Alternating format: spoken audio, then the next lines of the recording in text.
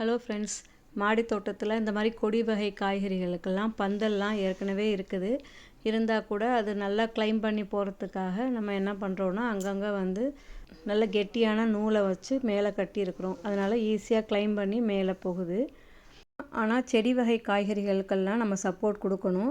அதுக்கு வந்து இந்த மாதிரி நூல் வச்சு நம்ம கட்ட முடியாது. அதுக்கு குச்சி மாதிரி வச்சு தான் சப்போர்ட் கொடுக்கணும். அம்மா வீட்டுக்கு கிராமத்துக்கு போனப்போ தான் அங்கே கொஞ்சம் குச்சியெல்லாம் கேட்டு என்னோடய அண்ணனும் ஹஸ்பண்டும் தான் அதை வந்து அழகாக மெலிசான குச்சிகளாக வந்து எடுத்து கொடுத்தாங்க. இந்த குச்சிகள் முக்கியமாக வந்து தக்காளி செடிக்கு சப்போர்ட் கொடுக்கறதுக்கு தான். ஏன்னா ஒரு 20 தொட்டியில் வந்து தக்காளி செடிகள் இருக்குது. தக்காளி வந்து நல்லா உயரமாக போகும். தக்காளி செடியோட தண்டு வந்து ரொம்ப மென்மையாக இருக்கும், மெலிசாக இருக்கும். தக்காளி வந்து காய்க்கிறப்ப அந்த பழங்கள்லாம் கனமாக இருக்கிறதுனால கிளைகள் சாய ஆரம்பிக்கும். அப்புறம் மண்ணில் படும். மண்ணில் பட்டுச்சுன்னா பூச்சி நோய் அதிகரிக்க ஆரம்பிச்சிரும். அதனால் வந்து இலைகளும் மண்ணில் படக்கூடாது, அதுமாதிரி காய்களோ பழங்களோ மண்ணில் படக்கூடாது.